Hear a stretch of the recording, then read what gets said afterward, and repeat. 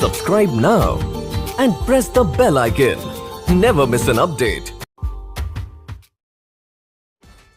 Morning बच्चों, आज हम लोग इंग्लिश में सेंटेंस का तीसरा पार्ट देखेंगे। इसके पहले हम लोग सेंटेंस में असर्टिव सेंटेंस, इंपरेटिव सेंटेंस और एक्सक्लेमेटरी सेंटेंस को देखते हैं। आज हम लोग शुरू करेंगे ऑप्टेटिव सेंटेंस के बारे में। अब देखिए ऑप्टेटिव सेंटेंस किसको कहेंगे? The sentence that shows blessing, curse, prayer for anybody, यानी वैसा वाक्य जिससे आशीर्वाद, ब्लेसिंग का मतलब क्या हो गया? आशीर्वाद। कर्स का मतलब हो गया श्राप देना किसी को, और प्रेयर फॉर एनीबॉडी यानी किसी के लिए प्रार्थना करना, यानी वैसा बात जिससे आशीर्वाद का, श्राप का या प्रार्थना का बोध होगा, उसी को हम क्या बोलेंगे? Optative sentence. और ये ऑप्टेटिव सेंटेंस दो तरीके से शुरू होगा, या तो मे से शुरू होगा या तो मे गॉड से शुरू होगा। मे से कब शुरू होगा? जब ब्लेसिंग और कर्स का बोध होगा, ब्लेसिंग और कर्स यानी श्राप और आशीर्वाद का बोध होगा, तो कहां शुरू कीजिएगा? मे से। और जब प्रार्थना का बोध होगा तब कहां शुरू होगा? मे गॉड से। जैसे इसको देखिए, पहला देखिए, वेन सोज ब्लेस और कर्स, यानी जब आशीर्वाद या श्राप का बोध होगा तो हम बनाएंगे कैसे?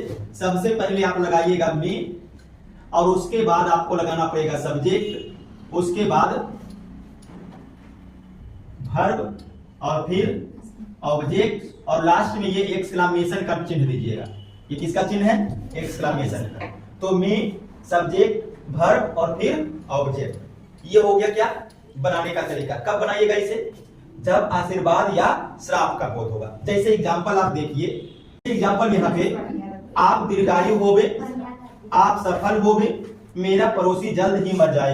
ये जो तीन सेंटेंस आप देख रहे हैं, देखिए, आप दीर्घायु होवे, आशीर्वाद का बोध हो रहा है, आप सफल होए, ये भी आशीर्वाद दे रहा है, मेरा पड़ोसी जल्द ही मर जाए, श्राप का बोध हो रहा है। अब बनाएंगे कैसे? ध्यान दीजिए, देखो ये छोटू, अगर आशीर्वाद या श्राप का बोध होगा तो बनाने के लिए क्या कीजिएगा? पहले क्या लगाइएगा? मे, उसके बाद सब्जेक्ट, किसका बात हो रहा है तो यू लगा दीजिए। फिर वर्ब क्या है? दीर्घायु होना। दीर्घायु होना मतलब आपकी उम्र लंबी हो, इस प्रकार से भी आप बोल सकते हैं। तो क्या लगाइएगा? लाइव लॉन्ग, और लास्ट में ये लगाइए। लाइव लॉन्ग मतलब क्या? दीर्घ आयु, दीर्घ बने लंबी आयु, दीर्घायु बने लंबी आयु। और देखिए, आप सफल होवे, ये भी क्या है? ब्लेसिंग का बोध हो रहा है। फिर से लगा दीजिए में, उसके बाद सब्जेक्ट क्या है? यू, और सफल होवे, तो सफल होना, वर्ब सफल होवे का क्या हो जाएगा? सक्सीड, और लास्ट में ये वाला चिन्ह दीजिए। अब देखिए, मेरा पड़ोसी जल्द ही मर जाए, किसका बोध हो रहा है? क्रश का, तो लगा दीजिए में, सब्जेक्ट क्या है? मेरा पड़ोसी, माई नेबर, उसके बाद वर्ब क्या है? मरना, डाई, और ऑब्जेक्ट क्या है? जल्द ही, तो सो। तो ये देखिए पहला तरीका हो गया ऑप्टेटिव सेंटेंस का, मे से। किससे? मे से। कब होगा मे से? जब आशीर्वाद या श्राप का बोध होगा। अब इसका दूसरा पार्ट भी आप देखिए, वेन सोज प्रेयर, यानी जब प्रार्थना का बोध होगा तब देखिए क्या कीजिएगा, वहां पर आपको लगाना है मे गॉड। क्या लगाना है? मे गॉड प्लस वर्ब, और उसके बाद ऑब्जेक्ट, और लास्ट में एक्सक्लेमेशन का चिन्ह। जैसे इसमें भी कुछ एग्जांपल देखिए,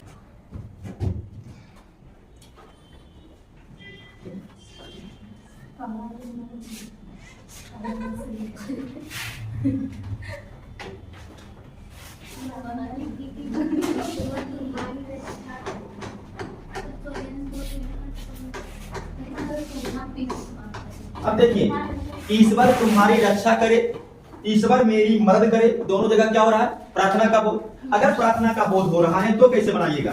पहले क्या लगाना पड़ेगा? May God. वर्ब क्या है? रक्षा करे, तो प्रोटेक्ट, रक्षा करने का प्रोटेक्ट। ऑब्जेक्ट क्या है? तुम्हारी, तो तुम्हारी का ऑब्जेक्ट में यू होता है, यू और मत लिखिएगा। उसके बाद ईश्वर मेरी मदद करे, मे गॉड। उसके बाद वर्ब क्या है? मदद करना, हेल्प, और ऑब्जेक्ट मेरा का। तो ये देखिए आपका ऑप्टेटिव सेंटेंस खत्म हो गया। ठीक है, इसको नोट कीजिए, फिर आगे बढ़ते हैं। पांचवा सेंटेंस देखिएगा, interrogative sentence. The sentence that asks any question is called interrogative sentence, यानी वैसा वाक्य जिससे कोई प्रश्न पूछा जाएगा उसे हम क्या बोलेंगे, इंट्रोगेटिव सेंटेंस। जैसे देखिए इंट्रोगेटिव सेंटेंस जो है वो दो तरीके से शुरू होगा। कितने तरीके से? दो तरीके से। एक शुरू होगा हेल्पिंग वर्ब से और एक शुरू होगा इंट्रोगेटिव प्रोनाउन से। हेल्पिंग वर्ब से शुरू होगा तो उसका जो प्रश्न होगा उसका आंसर हम यस या नो में दे सकते हैं। जैसे इज ही ए डॉक्टर, क्या वह एक डॉक्टर है, तो हम क्या बोल सकते हैं आंसर? अगर डॉक्टर होगा तो यस और डॉक्टर नहीं होगा तो नो, यानी हाँ वह डॉक्टर है या नहीं वह डॉक्टर नहीं है। तो वैसा प्रश्न जिसका उत्तर हाँ या नहीं में दिया जा सके उसको हम बोलेंगे कि वो इंट्रोगेटिव सेंटेंस हेल्पिंग वर्ब से शुरू होगा। ठीक है, जैसे is your father is a teacher, क्या आपके पिताजी एक शिक्षक है, तो इसका आंसर अगर शिक्षक होंगे तो यस बोलेंगे, शिक्षक नहीं होंगे तो नो बोलेंगे। तो उसको हम कहां से शुरू करेंगे? हेल्पिंग वर्ब से। लेकिन अगर हम ऐसे पूछते हैं व्हाट इज योर फादर, आपके पिताजी क्या है, तो हम हाँ या नहीं बोलेंगे? नहीं बोल सकते। अब हमको उसका आंसर देना पड़ेगा। आपके पिताजी क्या है, तो फार्मर, टीचर, डॉक्टर, लेबर जो भी होंगे आपको आंसर देना पड़ेगा। तब हम उसको क्या बोलेंगे? WH क्वेश्चन यानी इंट्रोगेटिव प्रोनाउन से शुरू हो। तो दो तरीके से इंट्रोगेटिव सेंटेंस को प्रेजेंट किया जाता है, एक हेल्पिंग वर्ब से और एक इंट्रोगेटिव प्रोनाउन से यानी WH क्वेश्चन से। कब होगा WH क्वेश्चन से? जिसका आंसर यस और नो नहीं होगा। और हेल्पिंग वर्ब से कब होगा? जिसका आंसर यस या नो हो सकता है। जैसे क्या तुम पढ़ते हो, है ना, क्या तुम पढ़ते हो, डू यू रीड, तो आंसर क्या होगा? यस, हम पढ़ते हैं, तो वहां पर हम यस देंगे। अब उल्टा इसी को कर दीजिए, थोड़ा सा घुमा दीजिए question, what do you read, तुम क्या पढ़ते हो। अब हम इसका आंसर यस और नो में नहीं दे सकते। अब हमको उसका आंसर बताना पड़ेगा कि तुम क्या पढ़ते हो। ठीक है, साइंस, मैथ, इंग्लिश जो भी पढ़ते होंगे उसका हमको आंसर देना पड़ेगा, तो उसको हम क्या बोलेंगे? WH word. अब इसमें देखिए अगर हेल्पिंग वर्ब से शुरू होता है तो हम बनाएंगे कैसे? तो उसको बनाने का तरीका देखिए। सबसे पहले आपको हेल्पिंग वर्ब लगाना होगा। अब हेल्पिंग वर्ब क्या है ये वर्ब में बताया गया। कई गो हेल्पिंग वर्ब है? 24 गो। इज आ रहे हैं, do, does, have, had, will, would, should, may, might, इस तरह से ये 24 गो हेल्पिंग वर्ब है। बाद में भी होगा तो ये हेल्पिंग वर्ब दीजिएगा। उसके बाद क्या दीजिएगा? सब्जेक्ट। उसके बाद क्या दीजिएगा? Main verb. देखो एक हेल्पिंग वर्ब है और एक मेन वर्ब है। और उसके बाद क्या दीजिएगा? अदर वर्ब, यानी कि ऑब्जेक्ट आप इसको बोल सकते हैं। और लास्ट में आप क्वेश्चन मार्क लगाइएगा। देखिए ये तरीका हो गया हेल्पिंग वर्ब से शुरू होने पर। कब बनाइएगा हेल्पिंग वर्ब से शुरू होना चाहिए? जब उसका आंसर हाँ या नहीं में दिया जा सके। जैसे एग्जांपल देखिए, क्या वह एक किसान है, क्या वह दिल्ली में रहता है, क्या हम लोग गांव जा रहे हैं। अब देखिए ये जो तीन को सेंटेंस आप देख रहे हैं, क्या वह एक किसान है, तो इसका आंसर क्या होगा? हाँ या नहीं। अगर होगा किसान तो बोलेंगे हाँ, नहीं होगा तो बोलेंगे नहीं। क्या वह दिल्ली में रहता है, तो ये जो प्रश्न आपसे पूछ रहा है क्या हुआ दिल्ली में रहता है, तो इसका आंसर आप क्या दीजिएगा? हाँ या नहीं। देखिए इंट्रोगेटिव सेंटेंस का क्या है कि जिससे कोई प्रश्न पूछेगा, तो आपसे प्रश्न अगर कोई पूछता है कि क्या हुआ दिल्ली में रहता है, तो अगर रहता है तो हाँ बोलिएगा, नहीं रहता है तो नहीं बोलिएगा। उसी प्रकार से क्या हम लोग गांव जा रहे हैं, तो जा रहे होंगे तो हाँ बोलेंगे, नहीं जा रहे होंगे तो नहीं बोलेंगे। अब बनाएंगे कैसे? देखिए पहले क्या लगाइएगा?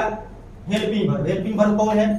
देखिए क्या वह एक किसान है, तो हेल्पिंग वर्ब इज हो गया। ठीक, उसके बाद सब्जेक्ट क्या है? ही। उसके बाद अदर वर्ब, एक किसान है तो ये फार्मर। इसमें वर्ब दूसरा नहीं लगेगा, समझिए।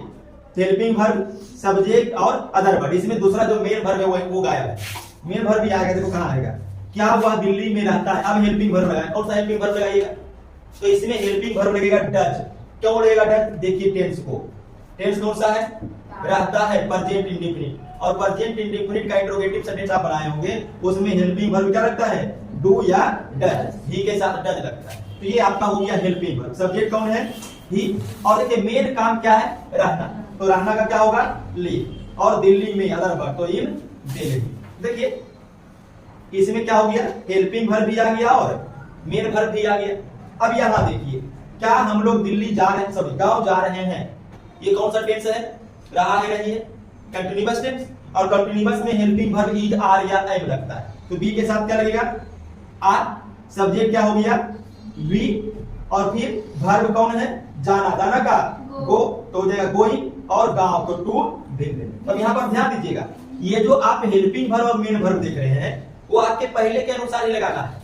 जो भी स्ट्रक्चर बनाए होंगे, जो भी टेंस बनाए होंगे, उसी के आधार पर ही आपको ये कराना है। कोई नया चीज नहीं है, खाली ये तरीका आपको याद रखना है कि इंट्रोगेटिव सेंटेंस होता क्या है और कैसे हम शुरू कर सकते हैं, बस।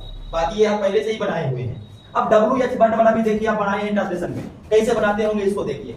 सबसे पहले आपको देना पड़ेगा WH वर्ड, यानी इंट्रोगेटिव प्रोनाउन। WH वर्ड को हम क्या बोलेंगे? IP, interrogative pronoun. और उसके बाद क्या लगाइएगा?